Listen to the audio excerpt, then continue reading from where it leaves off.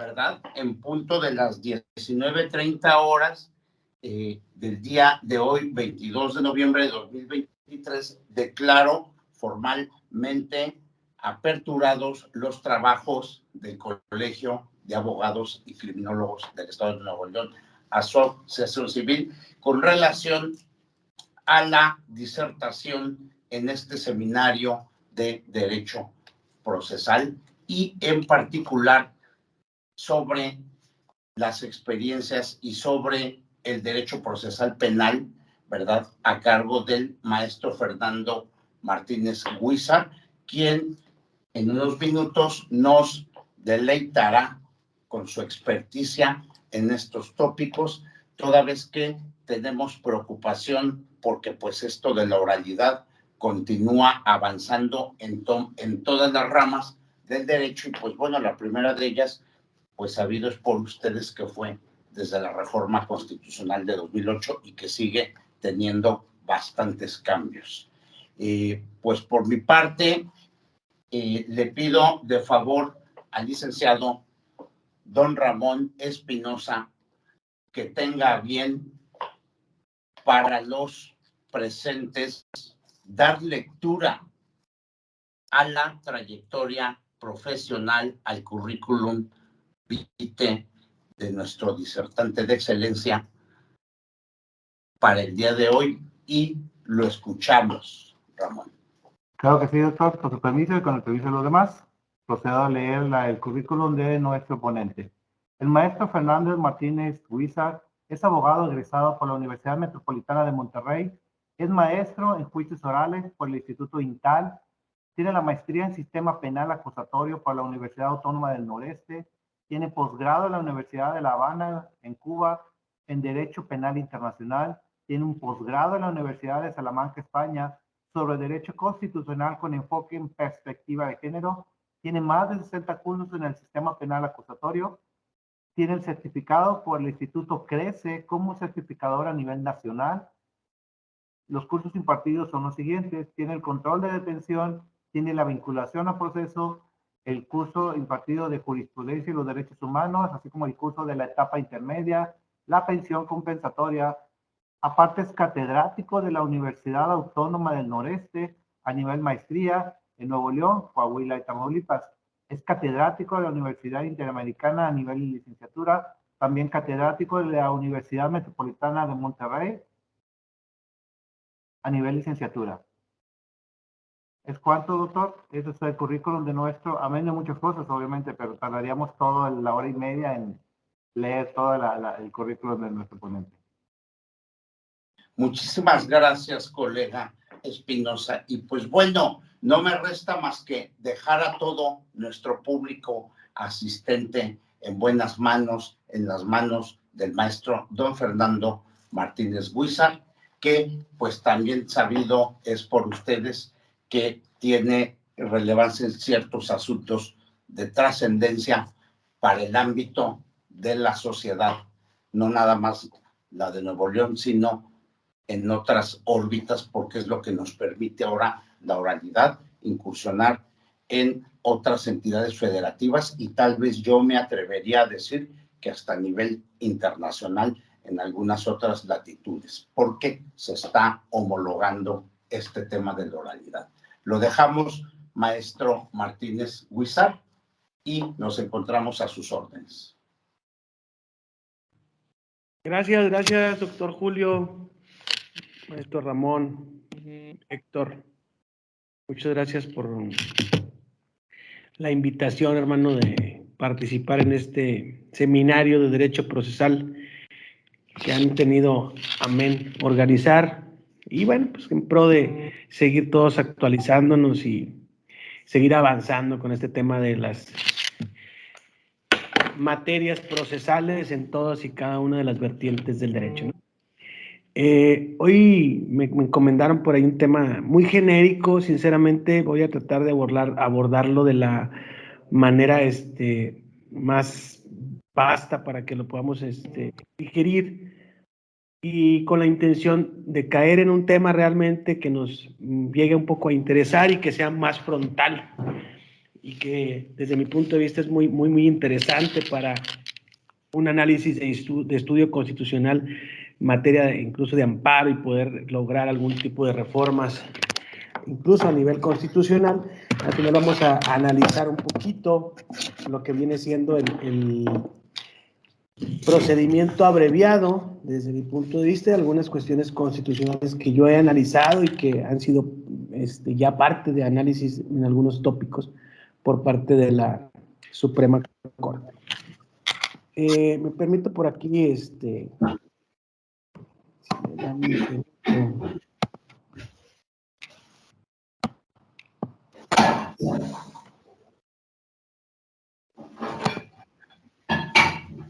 Oye, ¿que ya abriste el azul?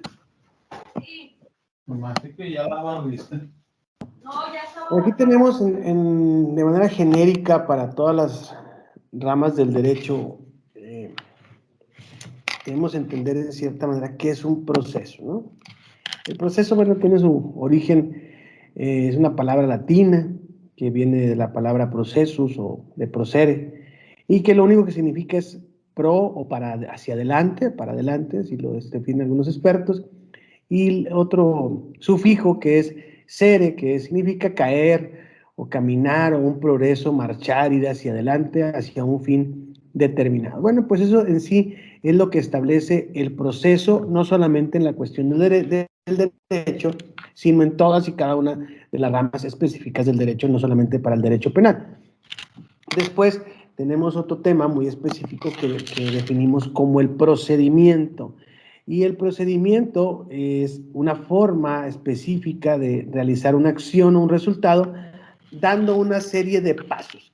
Este es un punto muy específico que me interesa recalcar y explotar dentro de esa pequeña plática para ir entendiendo cuáles son los estereotipos que se están ahorita fijando dentro del procedimiento penal, estableciéndolo como sistema penal acusatorio. El nombre es independiente si se llama sistema penal acusatorio, si se llama sistema penal acusatorio de control adversarial o de corte acusatorio. Al final del día no deja de ser un proceso penal, el cual debe de cumplir todas y cada uno de los lineamientos de un procedimiento, de una etapa, y una etapa de legalidad que siempre debe estar vigilada por la Constitución. Ahora, ya más con todas las vertientes de los derechos humanos, pues debe estar vigilada por específicamente todos los tratados internacionales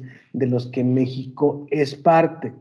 En este tema del procedimiento penal, incluso a diferencia un poco de otras materias, tiene una supuesta o cierta ventaja que viene siendo el principio pro persona, es decir, que aun y cuando vayan en contra algunas otras normas de las propias ya establecidas, y existiera algún principio, ya sea constitucional o convencional, que se pueda aplicar a favor de la persona, se tiene que aplicar dejando inválido, ya nos ha tocado por ahí el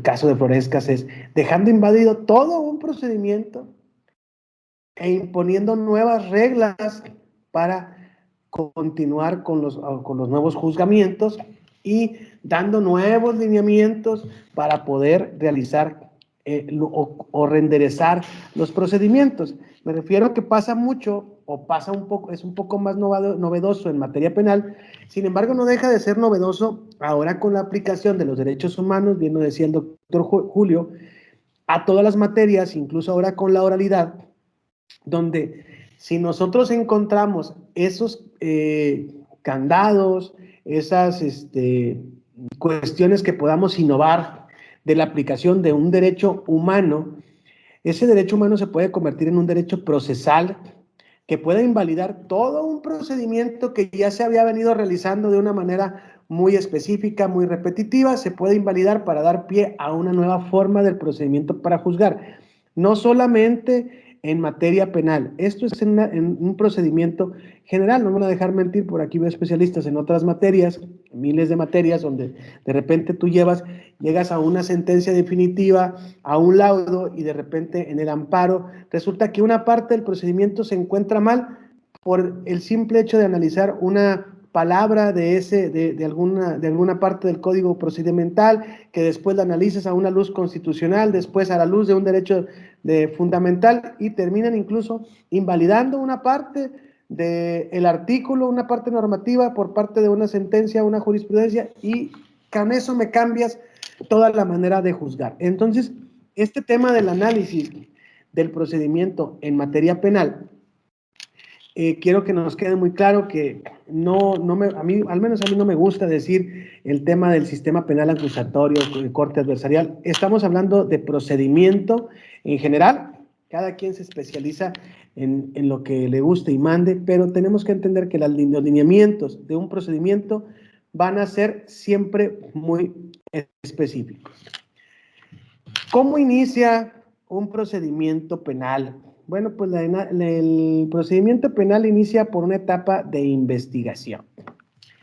¿Qué podemos encontrar en la práctica? Al menos me voy a referir al estado de Nuevo León, y quienes gusten alguna observación en algún otro estado, con gusto también lo puedo hacer, ya que hemos tenido la oportunidad de estar en otros estados. En el estado de Nuevo León, el procedimiento penal inicia por una noticia criminal o por un informe policial homologado, o bien también por una denuncia o querella. ¿Cómo se tratan este tipo de asuntos de manera concreta en el estado de Nuevo León? Bueno, tenemos una pequeña subdivisión de lo que son los agentes del Ministerio Público investigadores y unos agentes del Ministerio Público orientadores. En el estado de Nuevo León, quienes dan entrada a las denuncias, a las noticias criminales, a los informes policiales homologados y a las querellas, quienes los reciben son los agentes del Ministerio Público orientador, que son los supuestamente encargados de dar inicio a las primeras diligencias de urgencia. Es aquí donde quiero hacer un parteaguas, al menos dentro del procedimiento penal, y una diferencia con las otras materias. Esta parte de la noticia criminal, la presentación de la denuncia, el inicio de las diligencias para obtener pruebas, se pudiera comparar con algunas otras materias con la presentación de una demanda. Es lo que aparente y formalmente da inicio a un procedimiento penal. Sin embargo, hay una pequeña parte que es muy, muy importante y que no la podemos dejar de lado, porque incluso es una parte toral para la investigación si el procedimiento se realizó bien o no, que son diligencias o actos de los cuales no tiene conocimiento, se enteran con conocimiento posterior el agente del Ministerio Público orientador, en el cual participan autoridades administrativas o autoridades coadyuvantes del agente del Ministerio Público. ¿Cuáles etapas o cuáles diligencias son en este tipo? Voy a situarme en la primera y la más común que conocemos. Una detención realizada por unos oficiales de cualquier municipio o agentes ministeriales, que no dejan de ser autoridades con funciones administrativas al momento de realizar ese tipo de detenciones. Ellos en ese momento, al tener conocimiento de un hecho criminal, están iniciando el procedimiento penal, aun y cuando no esté puesto a disposición formalmente de un agente del Ministerio Público, llámese orientador o llámese investigador. Y en esta parte del procedimiento también es sometida a análisis estrictos y rigurosos que se tienen que seguir de un procedimiento. A una puesta a disposición con un tiempo específico. No tiene por qué haber tortura y no tiene por qué haber manipulación de los indicios, lo que comúnmente conocemos como plantar pruebas o como le gusten llamar. Este tipo de situaciones tienen controles muy específicos que son, al parecer, administrativos, pero que juegan un papel muy importante dentro del proceso penal. Estaríamos hablando de la recolección de indicios, las cadenas de custodia, el propio informe policial homologado, recabar entrevistas, situaciones para las que están facultados los oficiales, entrevistas de urgencia para poder ponerlo a disposición del Ministerio Público. Estamos hablando de que unas horas antes de que quien es el órgano acusador, como lo es el Ministerio Público, ya se están integrando diligencias para una probable acusación, incluso que pudieran sustentar una sentencia en contra de una persona. Y estamos hablando de que puede pasar 1 o 2 horas o 3, y que han pasado hasta más en lo que pone a disposición una persona. Y ese lapso de la investigación desformalizada, si así lo quieren llamar, que en la que no están las manos y no tiene el control la gente del Ministerio Público. Y si estamos hablando de que el Código Nacional de Procedimientos Penales y la propia Constitución me dicen que el Ministerio Público es el órgano acusador y es el encargado de dirigir a las autoridades administrativas para que sean sus ayudantes, por así decirlo, ¿en qué momento encontramos sustento para que estas autoridades que tienen conocimiento específico de un hecho criminal lleven a disposición ya diligencias realizadas? Bueno, esto ya lo ha establecido la Corte, de que sí cuentan con esas facultades siempre y cuando estas se realicen bajo los procedimientos estrictos que marcan en todo caso el Código Nacional. En un momento podemos platicar más de ellos. Es decir, una correcta recolección de los indicios, que no exista manipulación, la elaboración de las cadenas de custodia y ese tipo de cosas. Ese pequeño paso que realizan los agentes captores es un procedimiento administrativo previo a ponerlo a disposición de un agente del Ministerio Público orientador, que es el que dirige la investigación. Y ese punto, que les vuelvo a repetir, yo lo considero importante, es muy necesario conocer cómo se realiza cada diligencia y que cada diligencia sea realizada de una manera específica para que pueda tener la validez correcta, para que pueda tener el peso de sostener una sentencia de condena en un futuro. Me estoy excediendo que llegue a una sentencia, para que al menos pasara algún control de detención en un momento determinado. Otra etapa u otro ejemplo de que existen diligencias previas a estar a disposición de un agente del Ministerio Público orientador o investigador. Estaríamos hablando de una diligencia de cateo. Está realizando una diligencia de cateo, ¿sí? Si bien es cierto, está presente un agente del Ministerio Público, ya sea investigador u orientador, el mismo no está realizando funciones de investigación, sino que está vigilando la ejecución de una orden de cateo. Y este Ministerio Público al final va con otro Ministerio Público a poner a disposición lo que él o lo que ellos encontraron junto con sus elementos dentro de esa diligencia de cateo. Y volvemos al mismo esquema. La diligencia de cateo tiene en cuenta sus formalidades también en el Código Nacional de Procedimientos Penales, y la misma debe tener ciertos controles rigurosos para poder superar, incluso, les vuelvo a repetir, la primera etapa, que pudiéramos hablar de una probable detención, o bien que se inicie una correcta investigación en caso de que no existieran detenidos, suponiendo sin conceder que estaríamos hablando de un hecho, un cateo en el que no existan personas detenidas, pero que haya un hallazgo de indicios de un delito. Supongamos que exista un cuerpo dentro de una vivienda y que tenga que realizarse un cateo, y este cateo tiene que realizarse también de una manera correcta, ¿no? O un hallazgo de armas. Si esto se encuentra mal elaborado, y es aquí donde juega un papel importante el procedimiento penal, si esto se encuentra mal elaborado, esos indicios pues se pueden ir, como vulgarmente decimos, al caño, ¿no? Entonces, no estamos hablando de que conocer el procedimiento penal sea establecer que yo conozca cómo se elabora una audiencia, cómo se desarrolla una audiencia, la posición que juega el juez de control, la víctima, la ofendida, el asesor jurídico, el defensor. Estas son cuestiones de sujetos procesales. Somos los que llevamos a cabo el procedimiento, los que lo impulsamos, los que vamos a determinar si cumplimos o no las reglas del procedimiento, ¿sí? Nosotros, como sujetos procesales, solicitamos la aplicación de las reglas procesales. Ya dependerá del juez determinar si las solicitudes que le hagamos están acatadas a derecho y a las reglas procesales. Pero en sí, el proceso penal lo tienen que cumplir todas las partes, Nosotros somos unos simples actores, al igual que unos actores procesales, serían los policías, serían los agentes ministeriales y las personas que participaran dentro de un cateo. Pero como sujetos procesales están nada más el juez, el Ministerio Público, la defensa, el asesor jurídico, la víctima, ofendido, imputado. Los demás son partes procesales. Todos estamos obligados a cumplir las reglas del procedimiento. Entonces, bajo esa estricta normatividad que nos pone el Código Nacional de Procedimientos Penales, la Constitución, de ese marco de legalidad, tenemos que conocer cuáles son las etapas y cuáles serían las reglas que tengo que aplicar en cada etapa. Si me voy de la investigación desformalizada, como les comenté hace unos momentos, que vendría siendo la captura de una persona o el hallazgo de un delito.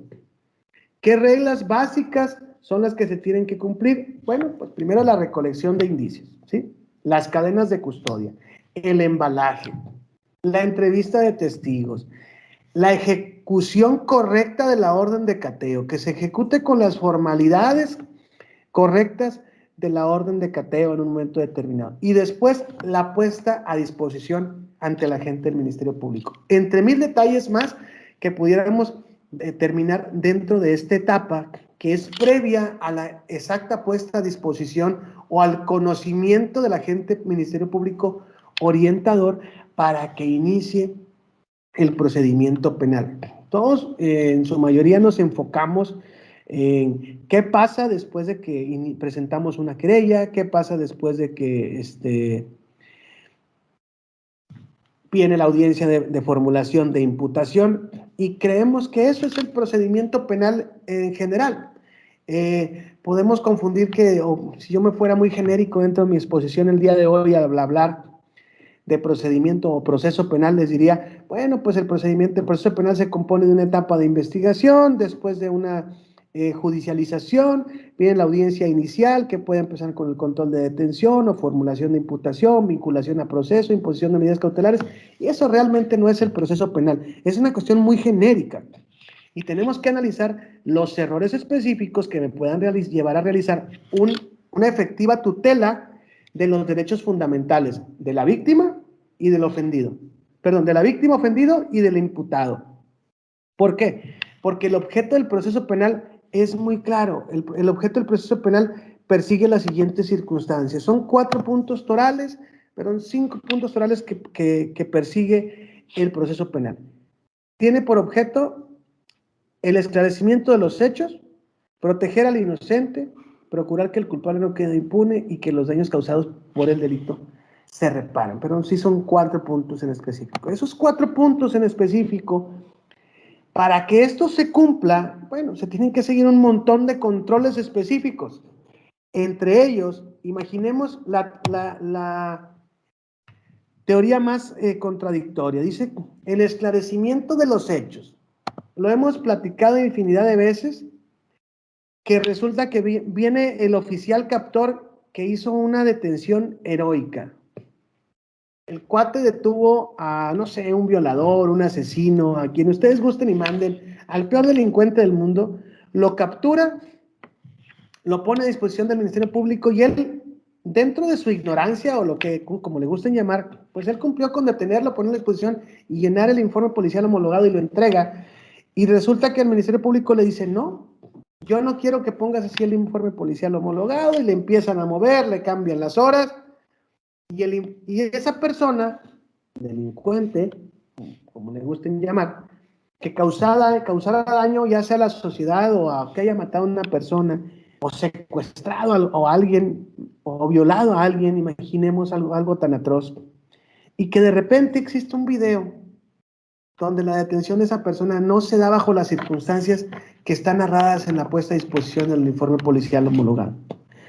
Por lo que gustes y mandes, por lo que si el oficial se sintió sobajado y le hizo caso a la gente del Ministerio Público, le cambió palabras, le cambió letras, le cambió horas, porque el Ministerio Público andaba comiendo cuando el policía llegó, andaba ocupado, y esa detención por un video se torne ilegal. Ya tenemos que ni hubo un esclarecimiento de los hechos, tenemos a una persona culpable que va a quedar impune. No hubo una reparación de daño y no tuvimos una víctima satisfecha que se le impusiera la protección de la ley. Entonces, eso es entender el objeto. Si los daños irreparables que se pueden causar con modificar ese tipo de informes van a llegar a contravenir la Constitución política en esos 4 puntos o finalidades del objeto del proceso penal, creo que estamos equivocados en México. Por ahí hay una serie que acabo de ver, se las voy a recomendar, ahorita busco el nombre, donde una familia busca justicia por la muerte de su hijo. Es una serie que es colombiana, y pasa específicamente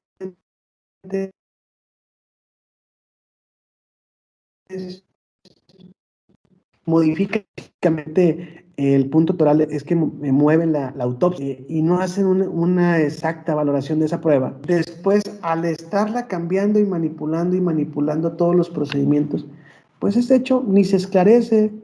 La persona culpable, porque aparece ahí quién es el culpable en la narrativa, pues nunca es condenada, aunque sea llevada a juicio. Entonces, ese tipo de situaciones son muy, muy lamentables, son las que realmente tenemos que conocer. Desde mi punto de vista, si usted a mí me habla de cuál es la parte más importante de un procedimiento penal, es la etapa desformalizada de la investigación.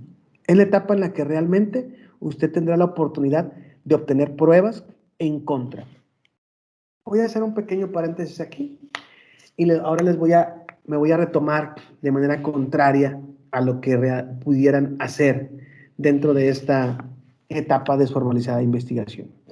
Hay un principio en la Constitución que aplica incluso ahora para todas las materias, que es el principio de la igualdad procesal. El principio de la igualdad procesal me dice que que yo tengo las mismas facultades que mi contraparte. Entonces, si resulta que el agente del Ministerio Público o el oficial puede realizar un acta de entrevista de un testigo, quiere decir que yo también lo puedo hacer. Quiere decir que si el Ministerio Público tiene la oportunidad de recolectar o dar noticia de algún indicio importante para el esclarecimiento de los hechos, ¿lo puedo hacer? Pues lo puedo hacer. Entonces, si yo tengo conocimiento de cómo se realiza el inicio del procedimiento penal, pues es la misma función que tengo que hacer como asesor jurídico o como defensor, en caso de que yo no sea funcionario público. Es decir, yo voy al lugar de los hechos, realizo también una inspección, me doy cuenta que existen videos, me doy cuenta que a los peritos en criminalística de campo se les quedó un casquillo de una bala. Y que resulta que, como todas las demás casquillos de la bala eran plantados, pues resulta que ese casquillo era incluso de otro calibre. Ese tipo de detalles que yo tengo que ir a analizar al lugar de los hechos son totalmente importantes y preponderantes para mi investigación. Imagínense, ustedes recolectan un video y tienen las mismas facultades que tiene la gente del Ministerio Público Orientador. Es decir, usted puede, al conocer las funciones del policía, las funciones de los agentes ministeriales, usted puede ir a realizar las mismas funciones a través de usted o en todo caso de sus auxiliares, que tiene que ser lo correcto a través de un auxiliar, porque usted no puede ser parte y prueba. Entonces, si usted recolecta toda esa información, una videograbación, como le comentaba, una conversación de un chat por cualquier aplicación, Messenger, Instagram, WhatsApp, Snapchat, TikTok, miles de conversaciones que puede obtener, o sea, son muy importantes para que usted pueda lograr el esclarecimiento de los hechos. Ojo, no con esto quiere decir que a lo mejor el delito no se cometió, pero al existir contradicciones, desgraciadamente vamos a caer que el hecho no es claro y ese hecho no puede ser juzgado. Este punto de la investigación desformalizada, yo lo considero la parte toral, al ser realmente el inicio de un hecho criminal o cualquier hecho con características de delito. A partir de este momento me voy a enfocar a lo que vendría siendo el inicio de las diligencias por parte de la gente del Ministerio Público, entre otras tantas. Ahorita pueden surgir muchos detalles de que si, bueno, y que si El policía no le leyó sus derechos. Esos temas han estado ya superados por algunas autoridades y se las pasan por arco del triunfo para dar por hecho los controles de detención. Pero hasta este punto del tema de la investigación desformalizada, las actuaciones que pueden realizar los policías, los agentes ministeriales dentro de un supuesto cateo, ¿tienen alguna duda que esto, desde mi punto de vista, es lo que da pie a realmente la investigación de un hecho y que es lo que sostiene, en cierta manera, la acusación? No digo que no haya más diligencias que realizar, de esas me encargaré más adelante. Hasta este momento de la investigación desformalizada en cuanto a la actuación de los policías que dan pie a una investigación y las actuaciones procesales que puede realizar el asesor jurídico, víctima, ofendido y la defensa, ¿tienen alguna pregunta, algún hecho que quieran aclarar o que alguna experiencia que tengan y con todo gusto la podamos compartir y establecer? ¿Alguna duda? Puede por ahí levantar su mano, maestro Ortega, si me apoya ahí dirigiendo. María Eugenia, la escucho. Con todo el... Sí, buenas tardes, noches. Ay, disculpen que ando un poco afónica, pero No se quiero preocupe. intervenir mi punto de vista en cuanto a su exposición hasta ahorita. Es verdad que si la carpeta de investigación que elabora el Ministerio Público lleva muchos errores, le llaman, con eso se echa a perder absolutamente toda la verdad en cuanto al hecho que, como usted bien lo dice, se pretende esclarecer. Entonces, aunque una persona realmente sea el responsable del delito por esa simple situación, pues tiene que salir libre. Entonces, a mí me pasó un caso importante, una experiencia. Resulta que al salir de un bar, le dieron un balazo a una persona, boca de jarro. Entonces, el Ministerio Público elaboró su carpeta de investigación y dijo que era con una arma de fuego, de punzocortante. Entonces, viendo el Ministerio Público, así elaboró la carpeta, pero el médico legista dijo ahí que no, que era con un arma blanca, con un arma de fuego, ¿verdad? Y acá que era arma blanca. Entonces yo, cuando me dan las ropas de la persona que falleció afueras del bar, veo y efectivamente veo que el médico legista tiene razón por la situación de cómo quedó rasgada la ropa. Entonces fui con el Ministerio Público y le exigí que hiciera bien su carpeta de investigación, porque de lo contrario se iba a dar para atrás no se iba a condenar al imputado. Entonces ya hizo bien la elaboración, seguí ahí trabajando con él como coadyuvante y al final se le condenó al imputado. Pero he estado viendo muchos casos donde los ministerios públicos de las fiscalías estatales o de la República les echan abajo todo su trabajo por errores de elaboración de la carpeta de investigación. Entonces es muy importante lo que usted está señalando. Muchas gracias, maestro.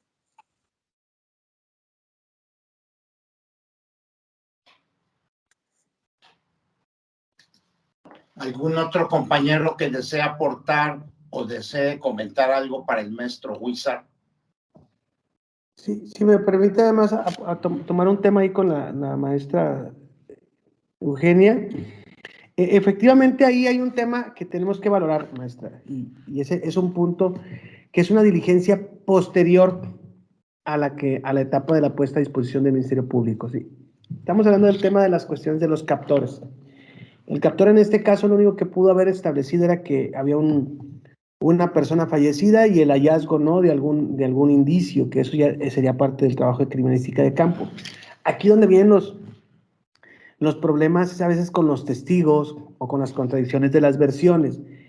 Pero una cosa es cambiar el hecho y su mecánica, y otra cosa es, en cierta manera, cambiar el tema de lo que te conlleve a acreditar un hecho en sí. Si la teoría del caso, en este caso, bien puedes modificar una parte del hecho que no sea sustancial y que se pueda sustentar con otro medio o dato de prueba, no quiere decir que el hecho esté mal. Si ya en juicio efectivamente usted no hubiera hecho esa aclaración y el Ministerio Público en su acusación insistiera que esa persona había fallecido con una arma punzocortante y su propio médico legista decía que había sido con un arma de fuego, pues quiere decir que estábamos hablando de dos hechos totalmente distintos, que en este caso no lo fue así. ¿Por qué? Porque se tuvo la diligencia de que al advertirse el error, esas circunstancias sí se pueden modificar, pero hay plazos específicos. No se pueden modificar al momento del alegato de clausura. En el alegato de clausura lo único que puede modificar es la reclasificación del delito, más no el hecho materia de la acusación. Por eso le digo, en cuanto al tema específico de las primeras diligencias, que son también muy importantes y que en su momento me haré cargo de las otras, como bien lo refiere, de una cuestión del médico legista, en qué momento se puede reformular la acusación, cuáles son ese tipo de cosas. Son totalmente distintas las etapas, pero efectivamente eso pasa. Yo me estoy hablando cuando el policía hace mal su trabajo. Una cosa es el agente del Ministerio Público, todavía no llegó a esa etapa, ¿sí? Por eso les pregunto específicamente, cuando un policía captor hace mal su trabajo o lo hace bien, porque no vamos a decir que todos lo hagan mal, y las diligencias que pueden realizar todas las partes como asesores jurídicos o como defensas, ¿sí? Ya el tema del agente del Ministerio Público, ahorita vamos a ver qué tipo de diligencias realiza. Y efectivamente tiene usted razón, pero las reclasificaciones también tienen tiempos, fenecen y serían muy, muy trascendentales dentro de eso. Incluso, ahorita le voy a explicar, en caso de que no lo hubieran hecho y usted hubiera llegado tarde, podía solicitar una reposición del procedimiento por deficiencias, que esas figuras casi no las hacen por desconocimiento, pero que existen. Insisto, del tema, no sé si le haya quedado claro, María Eugenia, que lo que usted me dice está correcto, pero es que es una etapa posterior a la captura de las personas. ¿Sí le quedó claro, Eugenia? Sí, maestro, lo que sucede es que los policías que intervinieron antes de que el Ministerio Público hiciera su aparición en el delito, él cambió la versión. De hecho todavía no se sepultaba a la persona. Entonces, hizo el informe y todo, y me dijo a mí, oye, es que fue con un arma de fuego, sí, arma blanca. Entonces yo veo el dictamen y veo que dice otra cosa. Entonces, antes de que todavía sepultaran a la persona, obligué al Ministerio Público, le digo, es que usted está mintiendo. Quiero que por favor hagan bien esa investigación, que usted la haga bien, porque la ropa también coincide con lo del médico legista. Entonces, los policías y el Ministerio Público hicieron ahí un acuerdito, y por eso el Ministerio Público cambió la versión, que en lugar de arma de fuego fue arma blanca. Entonces, como todavía estábamos a tiempo, porque fue antes de judicializar el hecho, entonces el Ministerio Público fueron allá ahí donde se estaba velando a la persona, abrieron el cuerpo y efectivamente ya determinó que era con un arma de fuego, ¿sí me explico? Ahí, Sí, pero creo que por lo que usted me dice ya lo había determinado el médico legista, que había sido con un arma de fuego. Y aquí es en donde juega papel muy importante lo que es la pericia de uno también como abogado, ¿no? O sea, ¿sí? yo aparte, y que la felicito por el trabajo que hizo, sin embargo creo que también tenemos que entender que el policía puede decir que lo mataron con un cohete o que lo mataron con una botella de alcohol. El que va a determinar específicamente la causa de la muerte, pues es el médico legista, ¿no? Y obviamente si el Ministerio Público se avienta el problema de acusar algo falso, pues él estaría cometiendo un delito, ¿no? O sea, efectivamente sí tiene razón en ese punto, pero tenemos que determinar específicamente qué valor y qué función específica tiene el policía. El policía no puede determinar una causa de muerte, ni puede establecer una mecánica de hechos porque él ni siquiera fue testigo. Él llegó cuando la persona estaba tirada. Él ve a una persona muerta. Quien me pudiera decir cómo la mataron sería a lo mejor algún testigo. Amén. No es que el policía fuera. Tenemos que determinar quién es efectivamente de la información. En este caso, la fuente y la información era el cuerpo y era el médico legista. El policía podía decir misa, en cuanto a la muerte. Pero la fuente específica de la prueba es el cuerpo y lo es el médico legista para que den pie a la estructura de la teoría del caso. Angélica Jaime, por ahí creo que levantó su mano. Sí, muy buenas noches. Yo quería preguntarle, bueno, primero saludarlo y felicitarlo. Muchas gracias por esta, ahora sí que súper asesoría que nos está brindando. Yo quería preguntarle, ¿qué recomienda más para limitar al Ministerio Público en algunos, pues, abusos de poder que de repente llegan a ejercer? ¿Qué es más recomendable, la queja ante asuntos internos o la audiencia de derechos ante el juez de control?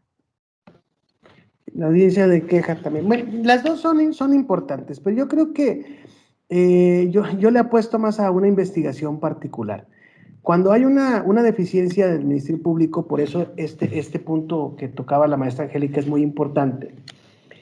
Ella, si se fijan, y con todo el respeto que se merece, ella establecía que el policía era el que había dicho que eso estaba mal. Bueno, el policía, vuelvo a repetir, tengo yo que ser muy técnico para determinar específicamente qué peso tendría la declaración del policía ante un juez para establecer la causa de la muerte.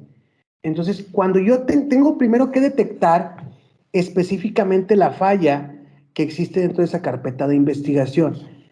Entendamos esto, no sé, un ejemplo, un delito de fraude y me falta un arqueo y no lo quiero allegar yo, y el Ministerio Público pues me lo manda a la Fiscalía y me dice que la Fiscalía no tiene contadores. Entonces, una cosa es que el Ministerio Público no quiera hacer las cosas o no tenga las herramientas y se encuentre imposibilitado. Por eso, esta etapa de la investigación desformalizada o formalizada, es importante que nosotros conozcamos las reglas del procedimiento y la forma de integración de una carpeta. Si yo sé que la carpeta ya se encuentra totalmente integrada o sé qué diligencias específicas faltan, mi recomendación es la siguiente: haga una solicitud donde le precise qué diligencias tiene que realizar el Ministerio Público en específico.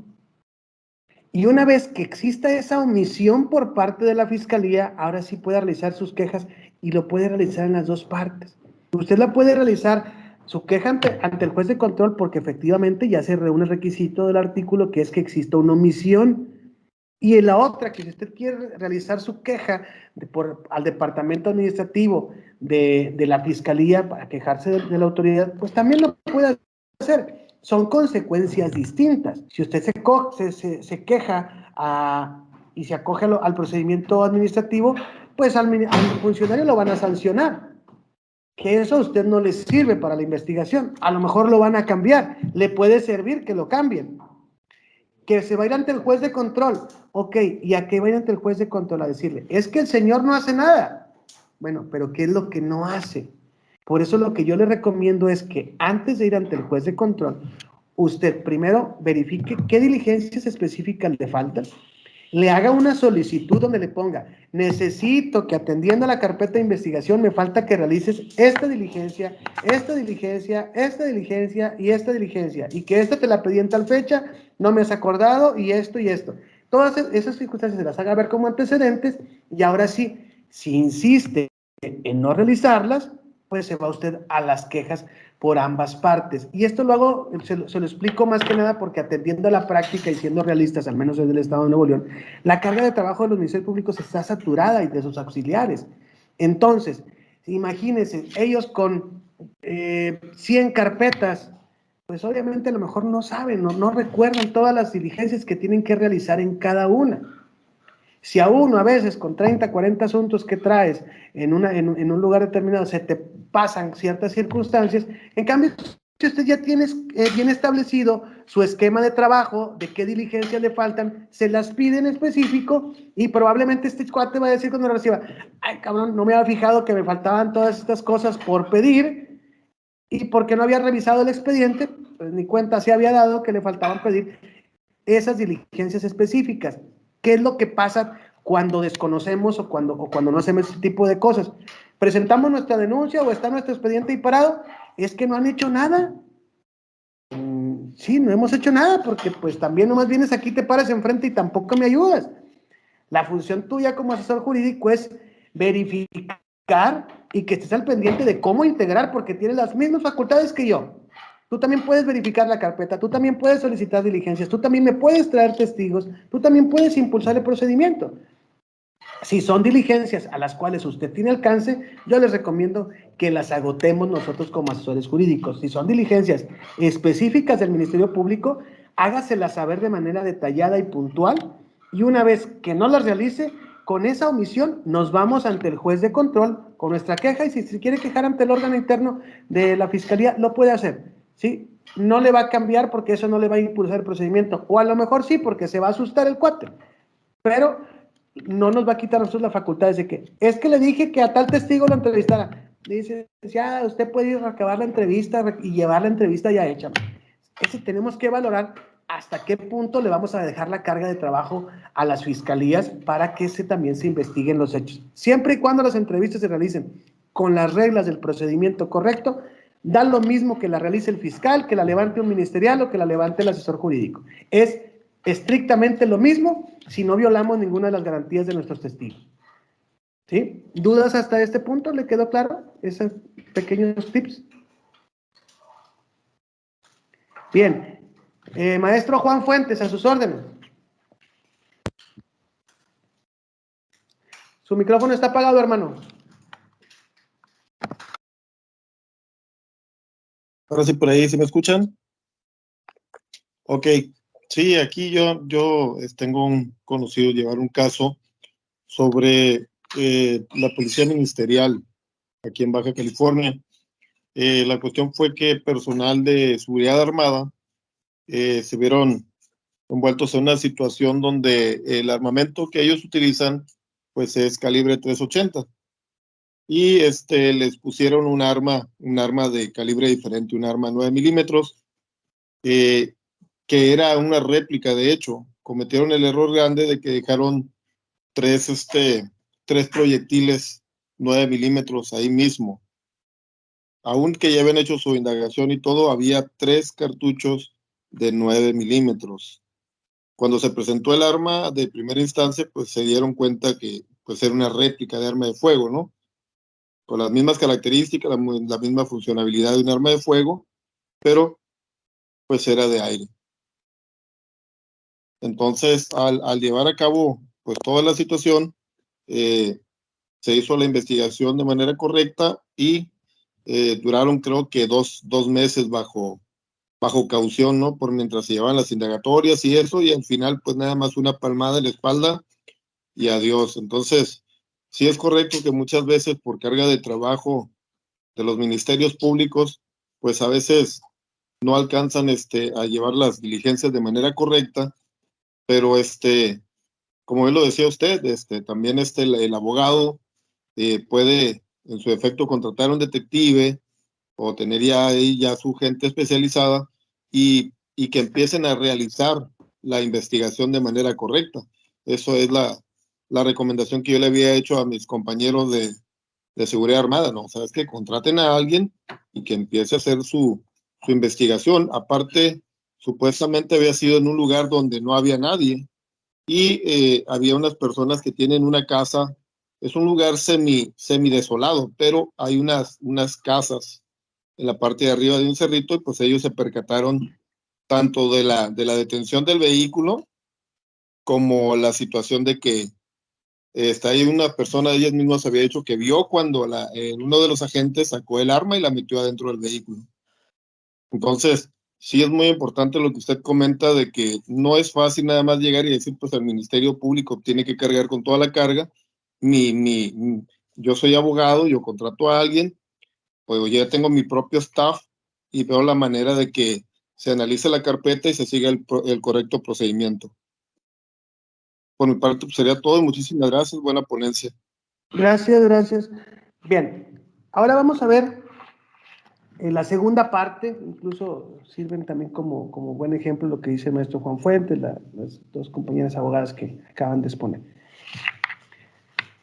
Bien, supongamos que estamos en una utopía y que se pone a disposición un informe policial homologado, bien realizado ante la gente del Ministerio Público. Pues bueno, vienen las diligencias también formales que continúan dentro de una etapa desformalizada de investigación, que es la indagatoria por el Ministerio Público, ya sea con detenido o sin detenido, que ambas tienen formalidades distintas. Y eso es también muy propio del procedimiento penal. Tenemos que, cuando llegan puestos a disposición del Ministerio Público, lo correcto es que se califique por parte de la autoridad la legalidad o no de una detención, que se le hagan saber sus derechos, que se le proporcione un abogado, que se le brinde atención médica y que realice toda, esto estamos hablando por parte del imputado, que se le realice su entrevista con su defensor y posterior a ello, vamos al otro lado, por parte de la víctima, que se le reciban los datos de prueba con los que cuente, que se realicen las diligencias indagatorias de manera urgente, dictámenes médicos, dictámenes psicológicos, autopsias, inspecciones, recolección de indicios, recabación de cualquier tipo de evidencia fotográfica, videográfica, inspección de teléfonos en caso de ser necesario, el aseguramiento de indicios, todo ese tipo de diligencias son muy específicas que tiene que ir realizando la gente del Ministerio Público. Y en este punto es en donde yo hago la diferencia a lo que decía la primera maestra que me preguntó, que parecía la maestra Margarita, donde decía, es que el policía dice que ese homicidio fue con un arma punzocortante, pero resulta que dentro de la indagatoria, suponiendo que tengamos una persona detenida por flagrancia, tengo que el médico legista determina en la autopsia que esa persona falleció por un disparo de arma de fuego. Entonces, ¿qué es lo que realmente yo tengo que analizar? Pues tendría que analizar específicamente qué valor tiene la declaración del policía para esa acusación. Si el policía, voy a analizar, a ver, ¿estuvo presente en el momento de los hechos? No. Pues él puede decir misa, él puede decir que se murió hasta porque explotó un tanque de gas. Ahora lo que yo voy a hacer como de asesor, voy a buscar a ver si efectivamente hubo testigos, a qué hora llegó el policía, si cuando llegó había o no gente, si él vio si mataron a la persona o no, porque su testimonio únicamente va a ser, yo llegué, había una persona muerta, atendiendo a mi experiencia, pienso que lo mataron con un arma blanca. Nada más. Eso no me afecta a mi teoría del caso, porque si el Ministerio Público acusa que fue matado con un arma de fuego, pues la experiencia del policía no es una expertise para que se tenga la calidad de perito, porque él no es médico. Tengo que valorar qué específicamente, en qué momento puedo modificar ciertas circunstancias de los testimonios, porque el hecho no cambió, la persona fue asesinada con un arma de fuego. A diferencia de que si tuviera un arma, como lo dijo el maestro Juan Fuentes, oye, ¿sabes qué? Es que hay un video donde se ve que meten el arma. Bueno, hay unos ministeriales que son un poquito más astutos y luego lo van y te tumban las cámaras y se roban los DVR y hacen ese tipo de cosas para que uno no pueda obtener esas circunstancias. Pero si las logras obtener, casi cambias totalmente las circunstancias, porque estás cambiando el hecho y lo estás sustentando con un material videográfico. Y aquí el testimonio del policía considero que para mí no era suficiente para en un momento determinado decir cómo había fallecido la persona, y con el hecho de que el policía dijera que lo habían matado con un arma blanca, desde un punto de vista como juzgador, tiene más peso el dictamen pericial. Vámonos a las formalidades de las diligencias que realiza la gente del Ministerio Público. Existen infinidad de formalidades, voy a tocar algunas pocas porque el tiempo se acaba. Formalidades de procedimiento, que por eso estamos hablando meramente de procedimiento, que se tienen que realizar. Hablemos de un delito, violencia familiar, violación o X o Y, contra un menor de edad. Tenemos dictamen psicológico hacia menor de edad, tenemos que se tiene que realizar en presencia de personal de la Procuraduría de Niños, Niños y Adolescentes o de un psicólogo especializado en menores. Créanme, nunca pasa Cualquier persona que los entreviste, si usted se aplica y solicita todas las tablas, cursos o información o toda la experiencia que tenga esa persona específicamente en infantes, niños, niñas y adolescentes, regularmente lo único que dicen es, tengo experiencia en eso porque trabajo en el DIF. La Corte ya ha referido que una cosa es el trabajo de campo y otra cosa es el trabajo específico con lo que tiene que ver el delito.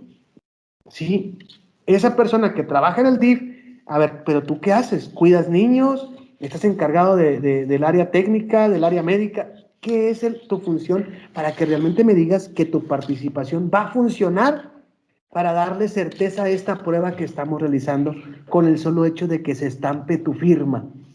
Porque tu firma, para hacer esa experticia, tiene que tener el mismo valor que se concatena con la ley nacional de justicia para adolescentes, que viene siendo la especialización, ¿sí? Es aquí donde empiezan a conjugarse las normas procesales de unas leyes con otras, para que en todo lo que venga conforme al protocolo de actuación de los niños, niñas y adolescentes, que cuando participen niñas, niños y adolescentes en los procesos judiciales, me establece la especialización.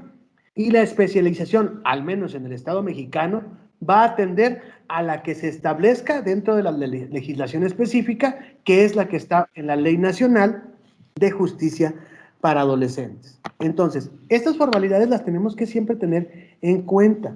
Las formalidades de las declaraciones de testigos cuando estos son familiares. Se les ha pasado a algunos ministerios públicos a hacer las prevenciones, o incluso usted cuando uno recaba entrevistas de campo, si el familiar al que usted está, o si la persona, perdón, el testigo al que usted esté recabando la entrevista, tiene relación directa o es familiar del imputado, usted al momento de levantar su entrevista tiene que asegurarse que usted le hizo la prevención que marca el Código Nacional para decirle, tiene usted derecho a declarar o a no declarar si la persona es su familiar. ¿Está consciente de eso? Sí. ¿Aún así quiere declarar? Sí. Ese tipo de situaciones no se nos pueden pasar porque dices, ¡ay! Es cualquier cosa. No, es procedimiento. Estamos hablando de proceso penal. No estamos hablando de cualquier circunstancia de que si al final del día el agua es de limón, pero parece de Jamaica y sabe a piña. No, esas no son las aguas del Chavo del Ocho. Estamos hablando de que el procedimiento penal tiene que ser muy específico porque sustenta una acusación en juicio. Entonces, estamos hablando apenas de dos formalidades, si se fijan, sin fin de figuras jurídicas dentro del procedimiento penal. Estamos hablando de dos figuras jurídicas. La cuestión cuando se intervengan menores de edad. Si van a participar menores de edad en una entrevista psicológica, tiene que haber personal, el psicólogo tiene que estar especializado y tiene que haber personal especializado por la Procuraduría que corresponda. Si yo como defensa voy a solicitar una entrevista, también me puedo apoyar por un psicólogo que sea especializado, ya sea particular, o puedo ir a pedir apoyo al DIF o a cualquier institución que corresponda gratuita para poder levantar el testimonio a ese adolescente y tiene que estar en compañía de un familiar, su tutor o su papá, su mamá. Estamos hablando de diligencias de campo que yo puedo realizar también como asesor jurídico o como defensa, pero tengo que cumplir las mismas reglas del procedimiento que tenga que cumplir la defensa, asesor jurídico o ministerio público, que somos los encargados de recolectar las pruebas dentro de esta investigación, ¿sí? Otra circunstancia u otra prueba que requiere también reglas procesales específicas, la extracción de datos ojo, no es lo mismo extracción de información de un teléfono que la extracción de datos de un teléfono. Son cosas totalmente distintas, ¿sí? Hay extracción de información que puedo obtener del teléfono sin que sea necesaria la intervención de un juez para que esa información sea válida. ¿Por qué? Porque estoy extrayendo información del teléfono como fotografías, videos, sin meterme a las conversaciones, porque ahí ya estaría hablando de comunicaciones. Al yo meterme al tema de las comunicaciones, sí tendría que solicitar la intervención de una autoridad federal para que se haga la intervención de la comunicación entre un particular con otro particular.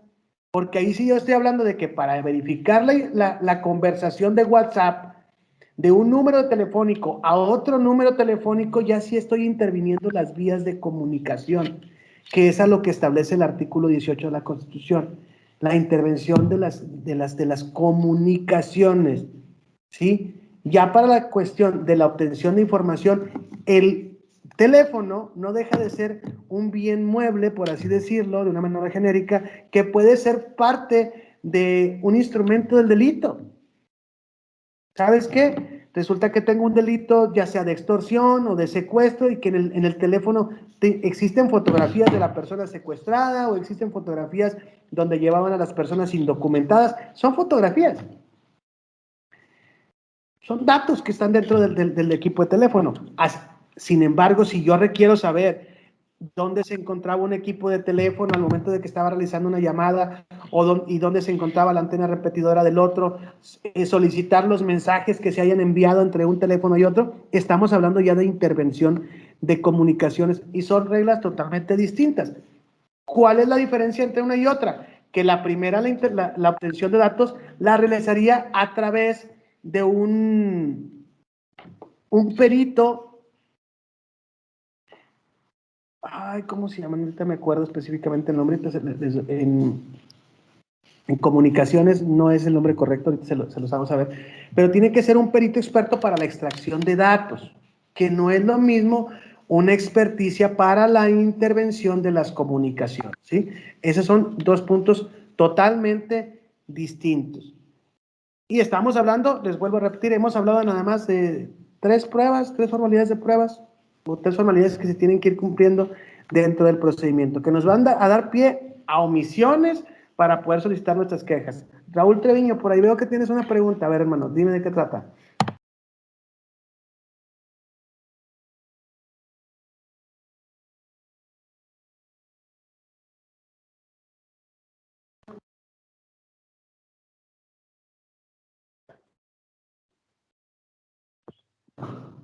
Raúl, se te cortó la comunicación, hermano. ¿Cómo está, maestro? Primero quería un fuerte abrazo y un saludo muy cordial de mi parte, mi admiración y mi respeto. Licenciado, en aras de anexar datos de prueba a la carpeta de investigación en un delito de violencia digital, de alguna manera podemos anexar una fotografía de contenido explícito extraída de un equipo de comunicación de un testigo presencial al cual de alguna manera le hicieron llegar dichas imágenes de contenido íntimo sin previa autorización de una autoridad, y como asesor jurídico de la víctima estamos facultados para realizar dicha extracción y anexarla como dato de prueba a la carpeta de investigación en el escrito inicial de denuncia? Sí y no, tienes limitantes. Ojo, si tu extracción está bien hecha, no te vas a tener ningún problema. Sí, si lo hiciste con tu perito en informática. Si no tienes esa calidad para poder realizarlo de manera correcta, esto es lo que tendrías que hacer. Tú puedes allegar la información, es decir, dices, aquí está esta fotografía, no sé, la imprimes, y aquí está la computadora, o aquí está el teléfono, y tú extráela. ¿Para qué? Para que cumpla las reglas de la fuente de la prueba, la cadena de custodia y la correcta extracción. No va a pasar nada, créemelo, como víctima en este tipo de delitos tienes un montón de beneficios, sinceramente, donde tú puedes agregar la prueba con una buena extracción con tu perito de informática, o incluso con una inspección muy somera, diciendo, ¿sabes qué? Se extrae de la computadora de la marca HP, Huawei o Apple, con número de serie tal, de la cuenta tal, se ingresó a tal red social, nada más con que sea muy específico de dónde se obtuvo y que tu contraparte pueda tener la oportunidad de ir a verificar la fuente de la prueba. Esa es la clave de todo esto. Si no cumple la regla del procedimiento para que exista contradicción, esa prueba en un momento dado te la pueden tumbar.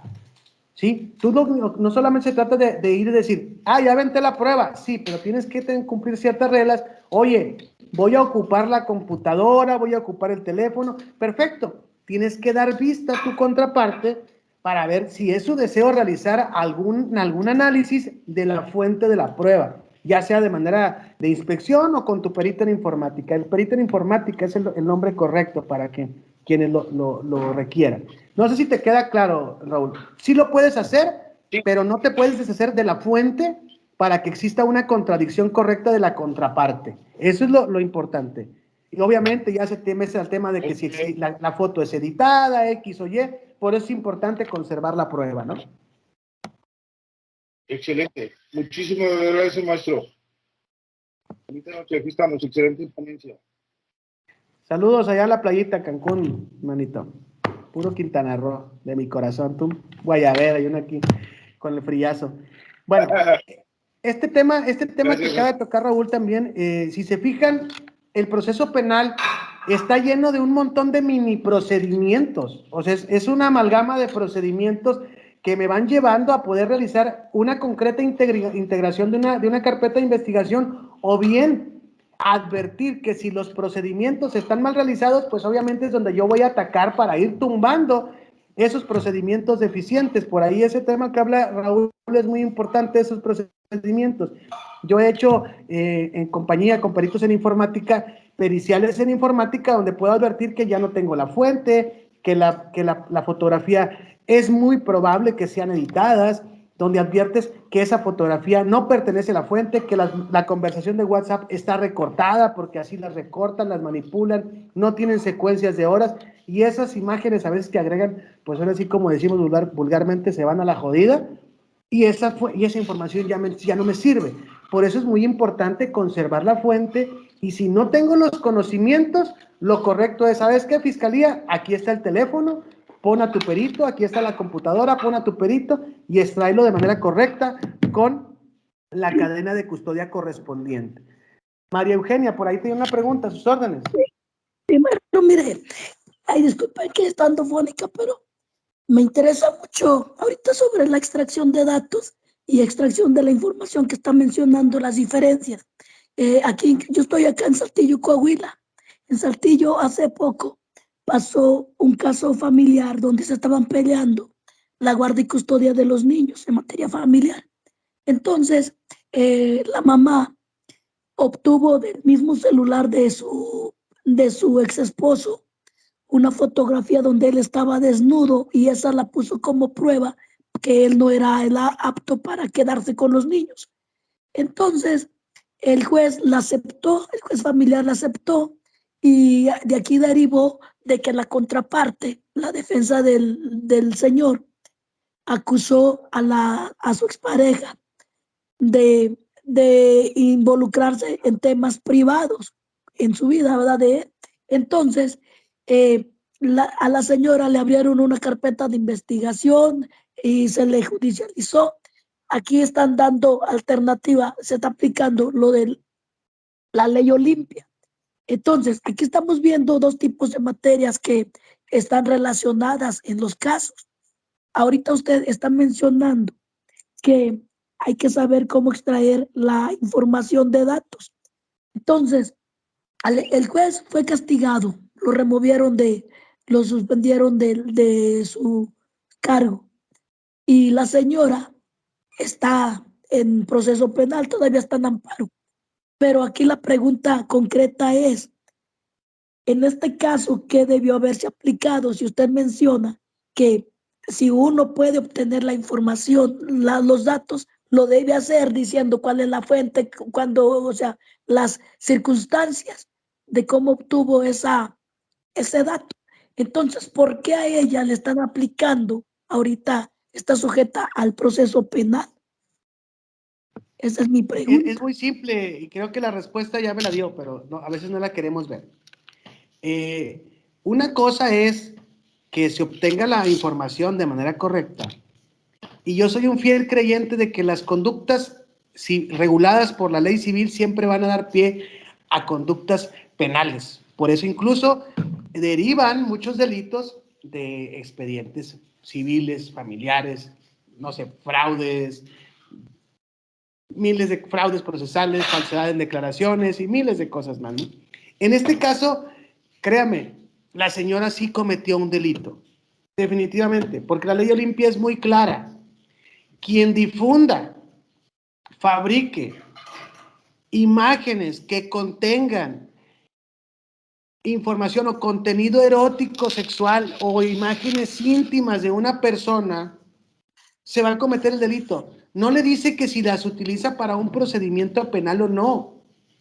No era la forma. El solo hecho de que ella la haya obtenido y la haya ofrecido dentro del procedimiento penal, se me pueden dar dos hipótesis, porque yo no sé cómo lo obtuvo. La ley Olimpia me da varias hipótesis, y una de ellas es la producción y otra es la exhibición de imágenes. Si ella la obtuvo, ella la realizó sin el consentimiento del señor, ella la produjo. Ella produjo esa prueba y estaría ante una hipótesis de la ley Olimpia. Y el que ella la tenga y que la exponga sin el consentimiento del señor, porque la utilizó unilateralmente, así sea con la finalidad de ganar una contienda, ella comete un delito. Independientemente si gana el pleito familiar o no, ella cometió el delito y se acabó. ¿Sí? Yo no sé qué valor le pueda dar el juez a esa prueba, porque pues una foto de una persona desnuda, no sé en qué condiciones esté, si esté desnudo bailando alrededor de los niños para que realmente sea una conducta inmoral, o simplemente el señor estaba dormido, desnudo, o se estaba bañando. Pues es lógico, ni modo que se estuviese bañando con ropa. Tendríamos que irnos más allá para acreditar una conducta inmoral.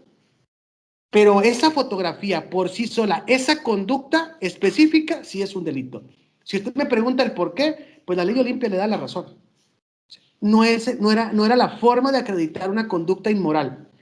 Desde mi punto de vista, y le reitero, he tenido la oportunidad de capacitar jueces en varias materias de ministerios públicos, y tengo la fiel creencia de que cuando estamos ante un delito o una conducta sancionable, pues no podemos ser ciegos.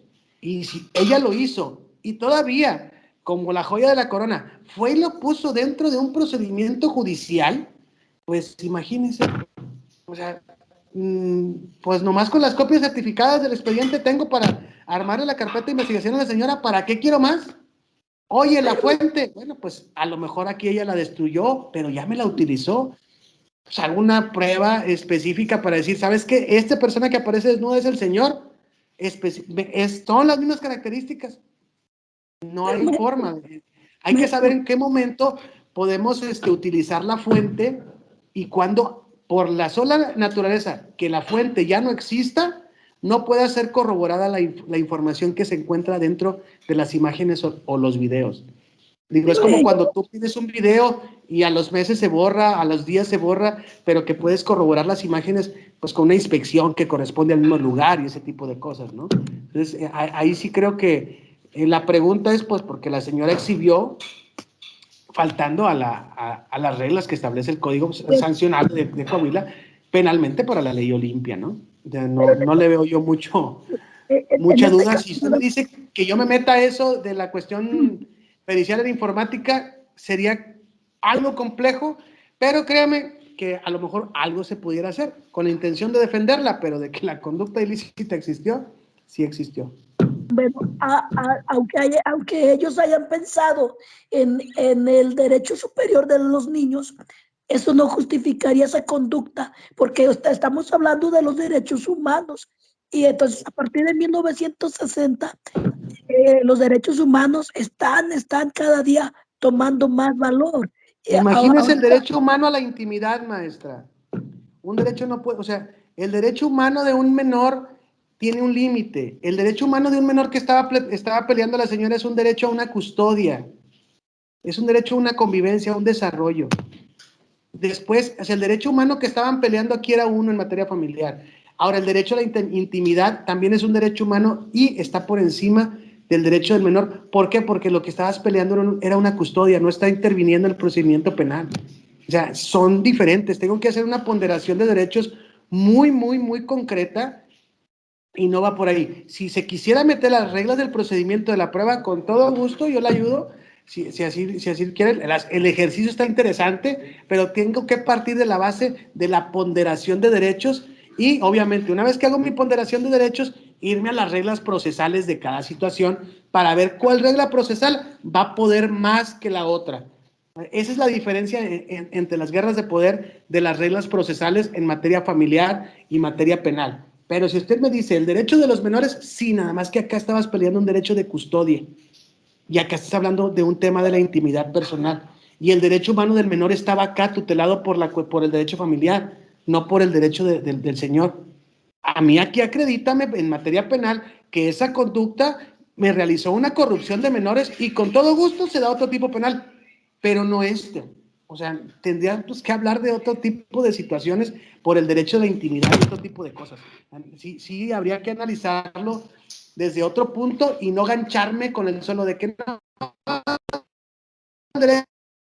esta ponderación de derechos y ver cuál derecho, tanto humano y procesal, va a ser superior. Y de todo, no nos vayamos tan lejos.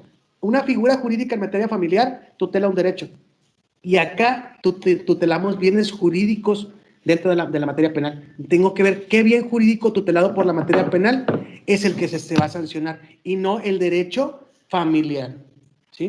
Son cosas muy chidas, la verdad que está muy interesante su caso, pero creo que hay que analizarlo desde un punto de vista más convencional y más extraorbitante que gancharme con un tema muy abajo, muy somero y hacerme preguntas ¿por qué? No, de las respuestas puede haber miles. Y que puede pegar una buena pericial en la informática, puede pegar, pero tendría que ir entrelazada con el análisis específico de qué bien jurídico tutelado tengo por un lado, qué bien jurídico tengo por el otro, para poder hacer mi exacta ponderación de derechos y si la conducta en materia familiar que tuvo el señor, a lo mejor de andar ahí desnudo con los niños, causó un daño sobre los menores. Si no hay daño, pues no va a pegar por ahí. Gracias. Está interesante el asunto, pero creo que el análisis debe ser muchísimo más profundo, maestra, la verdad. No la pregunta del por qué. Bien, nos quedan 10 minutitos, creo. Ya me extendí yo demasiado. ¿A qué horas termina, Julio? No, ya ni supe aquí, ya me fui yo de calle. Pues no sé si haya más preguntas por parte del público o si guste, maestro Martínez Huizar, agotar algún tópico, lo dejo a su libre albedrío. Pues les iba a hablar de las inconstitucionalidades que desde mi punto de vista existen del procedimiento abreviado. Pensé que esto se iba a ir rápido, como siempre me extiendo, pero por ahí vi que Uriel levantó la mano y con esa pregunta nos vamos, ¿sí? Bueno, me interesaba también lo de las constitucionalidades, pero bueno, hago la pregunta, maestro. Buenas noches a todos.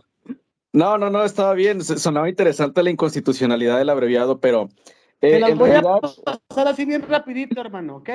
Y ya ustedes las analizan en su casa para dejarles tarea. Perfecto. Ahí les va. Desde mi punto de vista, el procedimiento abreviado tiene por ahí varias inconstitucionalidades, que una de ellas, yo creo que ya todos la han visto, que inicia por ahí, creo que es en el 205 del Código Nacional, dice que únicamente inicia petición del Ministerio Público. Con eso, violenta desde, obviamente, la Constitución y el propio Código Nacional de Procedimientos Penales, el principio de igualdad. Después, que el juez no se puede meter más allá de la pena que solicita el Ministerio Público. Es otra inconstitucionalidad. A ver, espérate. El órgano solamente es acusador. El juez es el que impone la pena. Tengo otra violación constitucional. Una más que para mí es muy trascendental, en la que dice, incluso lo dice en la Constitución, y que es un tema de convencionalidad que desde mi punto de vista se tiene que analizar, donde establece que el juez podrá dictar o dictará la sentencia con los datos de prueba que exponga el Ministerio Público. Ningún juicio establecido a nivel internacional se podrá sostener con un dato de prueba. Todos los juicios, incluso en cualquier materia, máxima en materia penal, deberán sostenerse con pruebas, no con datos de prueba. El hecho, incluso dice que el imputado admitiendo su responsabilidad. Entonces, ¿en qué momento hay contradicción de prueba? Y se los comento porque yo lo he intentado en una audiencia, le dije, ok, ya expuso sus datos de prueba, voy a hacer contradicción. No, es que estás aceptando la responsabilidad. Estoy aceptando la responsabilidad porque es un requisito, pero no quiere decir que sus pruebas estén de la fregada. Bueno, si va a ser debate de las pruebas, entonces no va a haber procedimiento abreviado. No, pues ya que te queda, el pobre cuate sí quería su procedimiento abreviado, pero te quedas así como que con las manos atadas, porque te dice, escuchará y habrá la contradicción correspondiente. ¿Cuál contradicción? Estaríamos hablando de que yo puedo contradecir los datos de prueba como en una vinculación a proceso, ¿no? Y que el juez valore, pero no la hay. Entonces, se viola el principio de igualdad, se viola el principio de contradicción, se viola el principio, ni siquiera se ejerce el principio de mínima de contradicción por parte del juez. El control horizontal que realiza el juez no lo realiza porque únicamente es un instrumento de la fiscalía para decir, juez, yo le digo que ponga esta pena. Incluso, todavía aquí peor aún, le da la oportunidad de que el juez determine la reparación del daño. A ver, espérate, o sea, tú eres el que la determina. ¿Y el Ministerio Público qué? La pide. Entonces, sí puedes jugar con el tema de la reparación del daño, pero no puedes jugar con el tema de la imposición de la pena. No cuadra todo ese tipo de situaciones que, si ustedes las analizan con la Constitución, ahí vienen bien establecidos las figuras dentro del artículo 20 constitucional, y luego después, vienen una parte nada más, después viene el Código Nacional, pero las que están en el Código Nacional son inconstitucionales y algunas que están en la Constitución son inconvencionales. La principal es esa, que dice que puede ser juzgado con datos de prueba. Eso es totalmente inconvencional porque a nivel internacional, la Corte Internacional de Derecho Penal ya lo dijo. No puede ningún procedimiento penal sostener una condena con información que no sea desahogada como prueba. Y si yo me voy al Código Nacional, me establece específicamente en el 259 que es un dato de prueba y que es un medio de prueba. Si no declaró el testigo con una simple entrevista, ¿con eso me vas a condenar? Está muy cañón ese tipo de cosas. Fue muy somera mi exposición, espero le haya servido, Uriel. Por ahí tengo un tema muy desarrollado de esas diferencias del procedimiento abreviado, es muy extenso. Otro día con todo gusto nos chutamos una buena plática ahí en el Café del Derecho con mi compadre Héctor, o hoy que me viene el licenciado Silviano, hombre, a su colegio magistral, a una buena charla, y estamos a sus órdenes. Ya, un abrazo, maestro. La propuesta, Fernando Martínez Huizar. Gracias, maestro. Y bueno, ese tema está muy interesante. Son algunos tópicos para desarrollarlos, pues ahora sí que ocuparía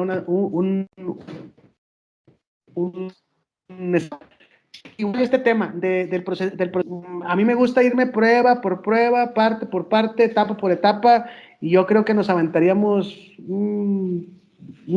una maestría aquí con esto, pero la verdad es muy interesante, ¿no?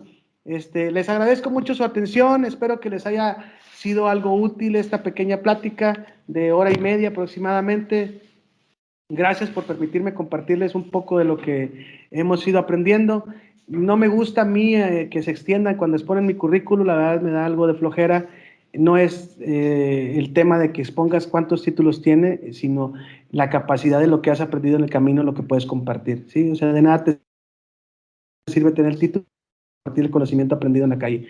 Les mando un fuerte abrazo, gracias a todos los más de 40 personas que estuvieron atentos a esta plática. Gracias a todos los que estén en alguna parte de la República. Les voy a compartir por ahí mi teléfono, creo, en el chat. No sé si tenga aquí acceso al chat o lo pueda compartir el maestro Héctor. Con todo gusto, les dejo mi teléfono, quienes quieran apuntarlo, 81 18 17 46 15. Me pueden hablar, me pueden preguntar cualquier duda, me pueden pedir apoyo, cualquier cosa. Se los vuelvo a repetir, 81 18 17 46 15. Si tienen algún problema en apuntarlo, localizan a la persona que les haya compartido. No hay problema por cualquier duda. Los escucho. Si estamos mal todos, un abrazo Y Diosito me los bendiga siempre. Maestro, Muchas gracias. 18 me lo... 81, 18, 17, 46, 15. Muy bien. Muchas gracias. De nada. Muchas gracias. Maestro Julio César. Muchas gracias, maestro. Gracias, maestro. Muy agradecidos. Gracias. Le cedo el uso de la voz al maestro Sánchez. Adelante. Muchas gracias, Muchísimas doctor gracias. César Ortega, que es nuestro presidente nacional del Colegio de Abogados y Criminólogos del Estado de Nuevo León, AC. El día de hoy le voy a pedir al ingeniero y licenciado Ramón Espinosa a ver si nos puede compartir este humilde reconocimiento para el maestro Huizar, que sinceramente es una de las personas más dedicadas al estudio. Tengo el honor de conocerlo desde hace muchos años, inclusive me ha auxiliado en varias ocasiones en dudas que tengo yo sobre la cuestión penal, y pues sí ha sido mi sensei en varias situaciones y me ha ido muy bien gracias a sus consejos y su amplia experiencia que muy humildemente siempre nos comparte.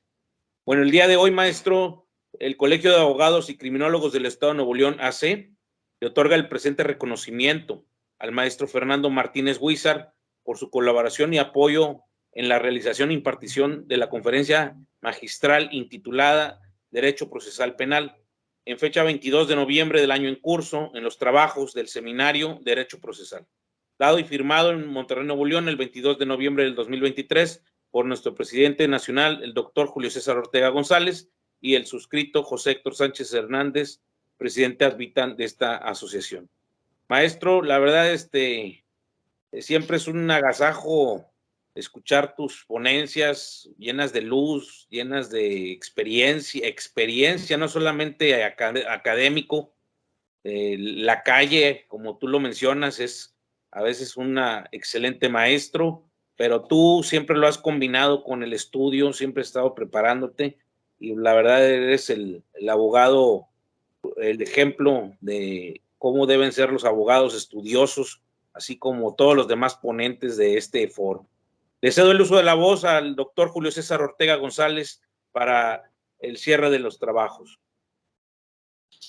Muchísimas gracias, y con su venia, maestro Sánchez. Bueno, pues muy agradecidos en esta noche de aprendizaje, en donde con la excelsa disertación del maestro Martínez estuvimos abordando los temas de la investigación desformalizada, temas de derecho probatorio, así como las inconstitucionalidades e inconvencionalidades del procedimiento abreviado.